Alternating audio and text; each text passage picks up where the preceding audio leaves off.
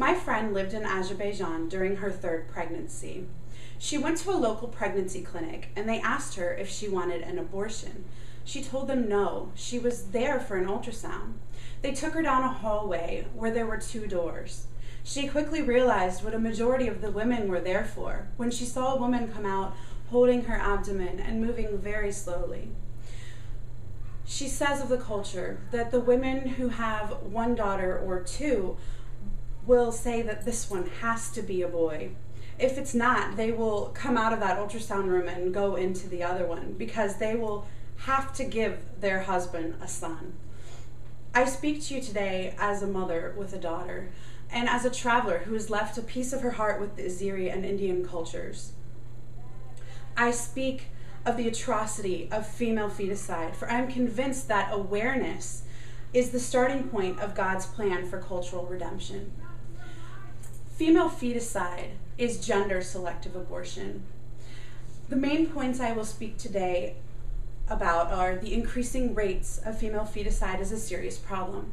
Female feticide is a cultural issue, and awareness is the starting point to the solution for female feticide. The increasing rate of female feticide is a serious problem. Currently, there are 160 million missing women worldwide due simply to the desire for sons, according to Giles Hewitt of the Gold Coast Bulletin. In other words, the male-to-female ratio is severely skewed. In China, women who can afford it go get an abortion to abort their daughters, but the poor just leave their daughters to die after they're born, says one CNS news reporter. In India, ultrasound is illegal, but the women know where to go to have this procedure done, and they are willing to kill their daughters to have a son, says one NPR news report. The same report says that in Punjab, there are only 500 girls to every 1,000 girls. And yet they deny that abortions are occurring. They can't stick their heads in the sand any longer because the problem with not having enough adult women is that they are now being coerced into wife sharing, where one daughter-in-law is being forced to have sexual relations with many brothers, according to Thaddeus Beklinski of LifeSiteNews.com. The future concerns for this are higher rates of prostitution, sexual abuse, sex trafficking, child brides, kidnapping, and violence, according to Jeff Gamage of the Philadelphia Inquirer newspaper and Giles Hewitt of the Gold Coast Bulletin. Female feticide is also a cultural issue. In China, which I'm sure you're aware, they are only allowed to have 1 child per family.